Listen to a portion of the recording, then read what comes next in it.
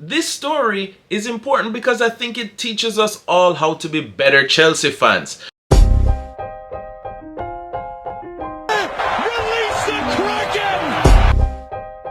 Chelsea, seriously, I just want you to know that I was here when this happened. It's a stretch, and it's in, and I can't remember the last time I saw something like this. Aguero!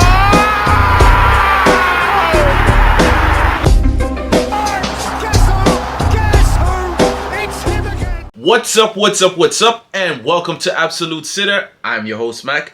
And I want to thank you for checking out my content. And in this video, we're going to talk about some stories doing the rounds, including a little lesser story that is doing the rounds, but I haven't seen any other content creators cover. And this story is important because I think it teaches us all how to be better Chelsea fans.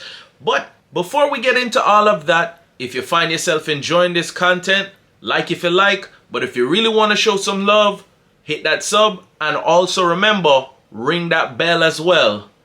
And let's get into it. So the first story I want to talk about is supposedly AC Milan's interest in Broja. Now, is this a little bit of tit for tat? We're interested in Leão. They are trying to show interest in Broja. I think this is more than that. I think this is not me being cynical and just saying this is some kind of tit for tat nonsense between the two clubs.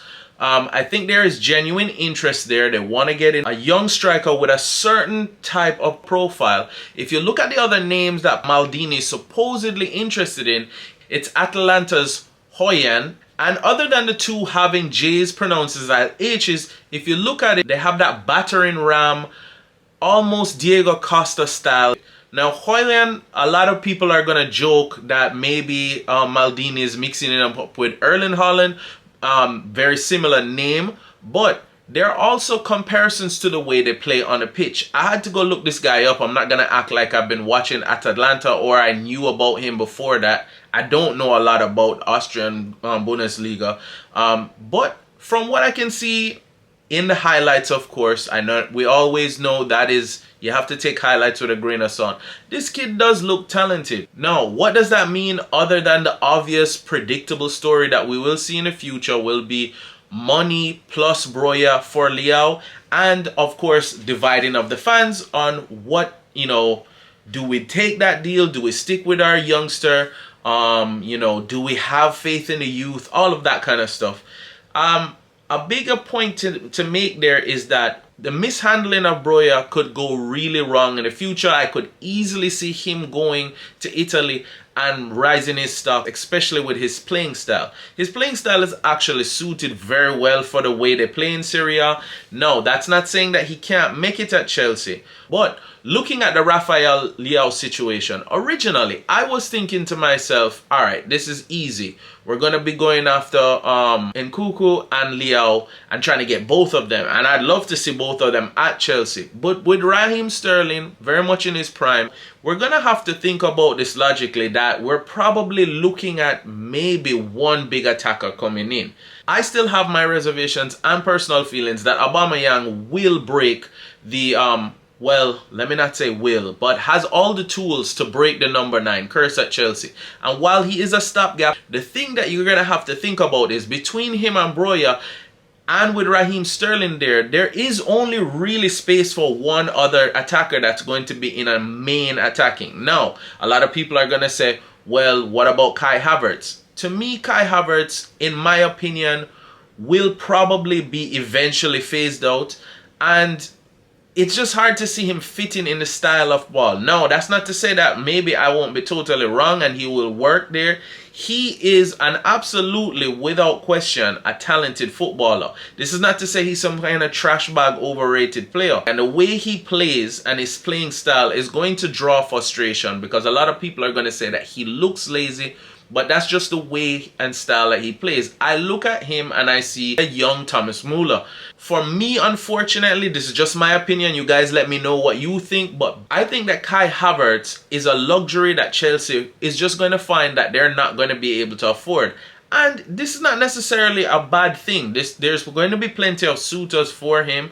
And if not plenty, at least the specific type of suitors that we're going to be interested in seeing, i.e. Bayern Munich are still interested in him, and I could see them coming in for him as early as after the World Cup, or even if not after the World Cup, definitely in the summer. I think we might as well take them up on this offer. There's going to have to be a solution where we come to the best of situations. There are people questioning now that G Potter is in. Maybe G Potter is a way back for Lukaku. For me, not really. I don't think Lukaku is going to change his mind just because the manager has changed. I'm thinking once bitten, twice shy, and this is going to be twice bitten now at Chelsea. I think he's going to just have enough of it. And I don't really see G Potter's football necessarily suiting Lukaku. Is he going to be a better fit than maybe under Thomas Tuchel? Yeah, but I mean, that's kind of like a Diego Costa and Antonio Conte kind of situation all over again. So for me, I don't really see a way back for Lukaku. That's just my opinion. A lot of people say there's hope. I mean, there's more hope than Thomas Tuchel being manager, but I just don't see a way back. And I actually think that Kai Havertz will eventually end up being sold. Now, there's a lot of talk now also in another story, Hudson-Odoi possibly being recalled in January. Look, listen, for me, this is a dead story. I mean, I think this is not even controversial at this point. We're all in agreement at this point, pretty much, from what I've seen all across the internet, not to recall him, that it would do more harm than it would help.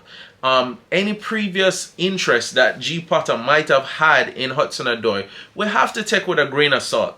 That was when he was at Brighton. Just like how the expectations for Brighton finish is going to be different for Chelsea, what G Potter was interested in at Brighton is going to be different from what he's going to be interested in at Chelsea. I mean, in the previous story that we were just talking about, we're talking about going after Rafael Leão. We have shown previous interest in Nkunku. I mean, they're linking us again to Dembele.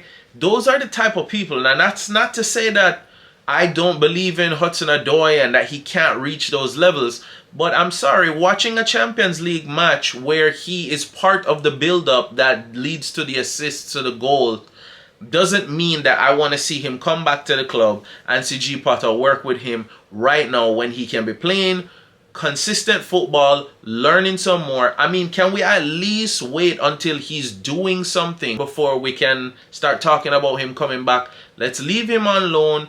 What happens there happens. In the meantime, I think between what Broja and Aubameyang are going to bring up front under G Potter, we'll pretty much have at least one solid center forward. We have Raheem Sterling. So there's really only one other position there.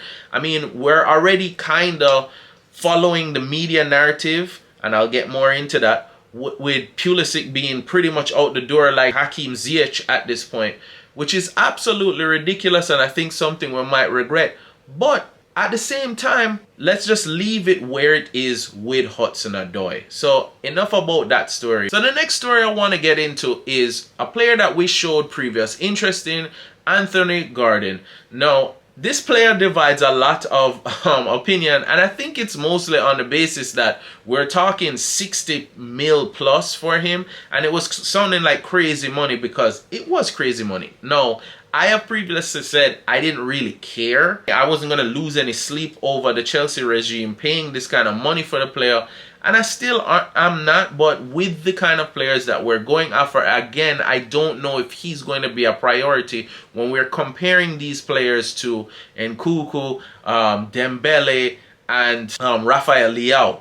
So again, this is more about the fact that he still hasn't signed a deal at Everton, which is going to lead to clubs going to be circling. Spurs are looking at him as well as Chelsea's interest.